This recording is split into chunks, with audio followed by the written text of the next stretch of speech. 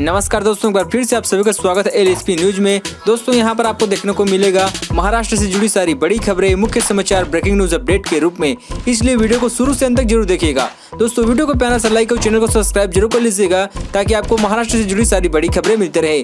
चलिए दोस्तों time waste नहीं करते आगे बढ़ते हैं खबर की ओर। महाराष्ट्र में कोरोना का कहर, राज्य के 4 जिलों में आज से हार्ड लॉकडाउन। नागपुर में मिला कोरोना का नया डबल स्ट्रेन। जी हां, दरअसल आपको बता दें महाराष्ट्र के 4 जिलों में आज से हार्ड लॉकडाउन लगा दिया गया है। इन जिलों में सातारा, सांगली, बारामती और अहमदनगर शामिल है।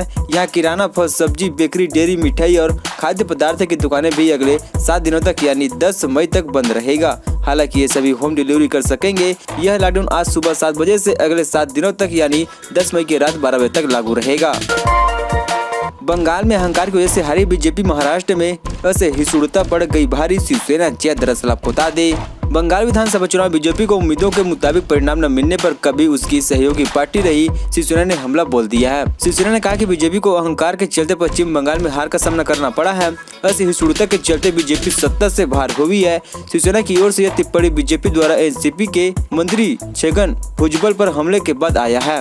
बीजेपी की ओर से छगन भुजबल को चेतावनी देते हुए कहा गया है कि उन्होंने बीजेपी के खिलाफ बोलने से पहले सोच समझ लेना चाहिए।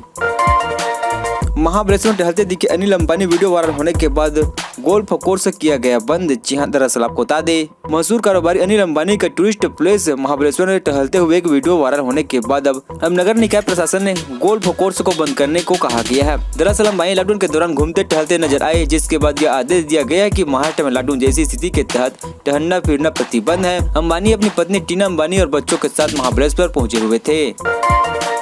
महाराष्ट्र अनिल देशमुख ने एफआईआर रद्द करने के लिए बॉम्बे हाई कोर्ट का किया रुख। जी हां, दरअसल आपको बता दें महाराष्ट्र के पूर्व गृह मंत्री अनिल देशमुख ने सोमवार को बॉम्बे हाई कोर्ट में याचिका दायर की है। इसमें उन्होंने अदालत से अपने खिलाफ केंद्रीय जांच ब्यूरो द्वारा भ्रष्टाचार के आरोप पर दर्ज एफआईआर को रद्द करने की मांग की गई है। उन्होंने किसी भी जबरदस्त कार्रवाई से संरक्षण देने वाले अंतरिम आदेश भी मांगे हैं।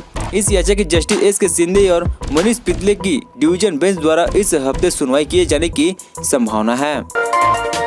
महाराष्ट्र में बंद पड़ा कोरोना, 30 दिन बाद 50,000 से कम केस। मुंबई में 17 मार्च के बाद पहली बार इतने कम मिले मरीज। जी हां, दरअसल आपको बता दें महाराष्ट्र में सोमवार को कोरोना वायरस से संक्रमण के 48,621 नए मामले सामने आए हैं, जिसके साथ ही राज्य में संक्रमित लोगों की संख्या बढ़कर 47,71,022 तक पहुंच गई है। महाराष्ट्र ने पिछले 30 दिनों की अवधि में सोमवार को पहली बार एक ही दिन में नए मामलों की संख्या 50,000 के आंकड़े से कम दर्ज की गई है। वहीं मुंबई में 17 मार्च के बाद सबसे कम संक्रमित मिले हैं। राज्य स्वास्थ्य विभाग के मुताबिक महाराष्ट्र में कोविड-19 के 576 मरीजों की मौत के बाद मृत्यु संख्या बढ़कर 17,851 हो गई है। महाराष्ट्र में अप्रैल में अधिकतर दिनों में संक्रमण के नए मामलों की संख्या करीब 60,000 के आसपास दर्ज की गई थी। महाराष्ट्र में वैक्सीन न होने से बंद है कई वैक्सीनेशन सेंटर। 45 साल के ऊपर के लोगों को भी नहीं मिल पा रहा टीका। जी हां, दरअसल आपको बता दें महामारी की दूसरी लहर ने भारत में हाहाकार मचा दिया है। देश की स्वास्थ्य व्यवस्था वायरस के सामने बेबस नजर आ रही है। इन्हीं सब के बीच भारत में चल रहे टीकाकरण अभियान की गति भी कुछ धीमी होती दिखाई दे रही है। महाराष्ट्र के पुणे के एक टीकाकरण केंद्र के 45 साल के ऊपर के लोगों के लिए भी वैक्सीनेशन उपलब्ध नहीं है। वहाँ मौजूद एक व्यक्ति ने कहा कि मैंने 3 दिनों से रोजाना यहाँ आ रहा हूँ, लेकिन यहाँ वैक्सीन उपलब्ध नहीं है। आज मुझसे 8 दिन बाद आने के लिए कहा गया है। दोस्तों अभी तक हमारे चैनल को सब्सक्राइब जरूर कर लीजिएगा ताकि आपको महाराष्ट्र से जुड़ी सारी बड़ी खबरें इसी तरह से मिलते रहें। डीजीपी ने सीएम को लिखा पत्र, परमवीर सिंह और अंडरवर्ल्ड की कथित सांठगांठ की जांच अन्य अधिकारियों से कराई। जी हां, दरअसल आपको बता दें महाराष्ट्र के पुलिस महानिदेशक संजय पांडे ने राज्य के मुख्यमंत्री उद्धव ठाकरे को लिखा कि मुंबई पुलिस के पूर्व कमिश्नर परमवीर सिंह पर अंडरवर्ल्ड के साथ कथित सांठगांठ के आरोप की किसी अन्य अधिकारी से कराई जाए। दरअसल प्रदेश सरकार ने अंडरवर्ल्ड के साथ परमवीर सिंह की सांठगांठ की जांच का जिम्मा डीजीपी संजय पांडे को भी सौंपा है।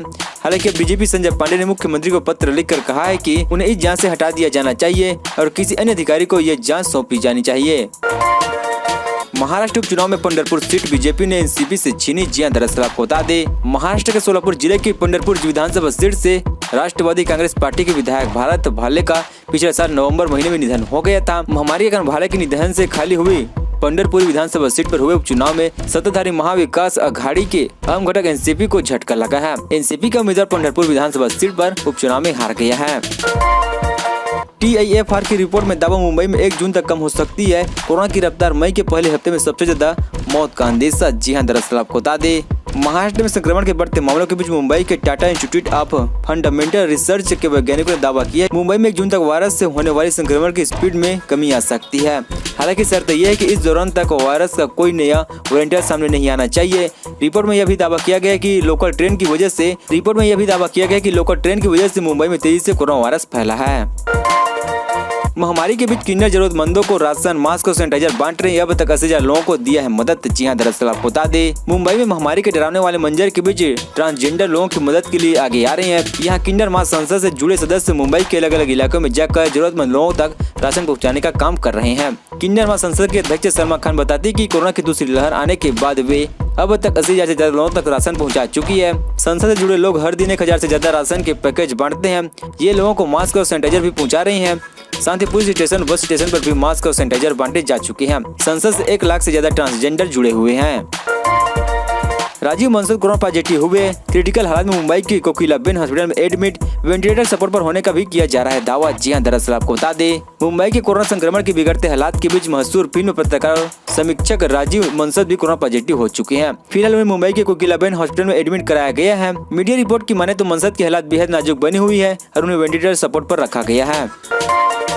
पुणे में क्या रहा सोने और चांदी का रेट? जी हां, दरअसल आपको बता दें, पुणे में 3 मई को सोने की कीमत 47,830 रुपए प्रति 10 ग्राम और चांदी का भाव 69,110 रुपए प्रति किलोग्राम रहा। पुणे के सराफा बाजार में सोने चांदी की कीमत में कल के मुकाबले बदलाव आया है। आज यहाँ 24 कैरेट सोने की कीमत 47,830 रुपए प्रति 10 ग्राम है, तो 22 कैरेट सोने का भाव 13,844 रुपए प्रति 10 ग्राम है। कल की तुलना में सोना 10 रुपए अधिक रहा। सराफा बाजार में चांदी की कीमत 69,110 रुपए प्रति किलोग्राम है। कल सफेद धातु 69,060 रुपए में बिका है। दोस्तों, खबरों का सिलसिला बस यहीं तक। दोस्तों, वीडियो की जानकारी आपको अच्छी वीडियो को प्यार से लाइक कीजिए। दोस्तों, महाराष्ट्र में चैनल को सब्सक्राइब किया है। महाराष्ट्र जुड़ी सारी बड़ी खबर आपको इसी तरह से मिलते रहे। चलिए दोस्तों, अगले वीडियो में मिलते हैं। तब तक जय हिंद, जय भारत।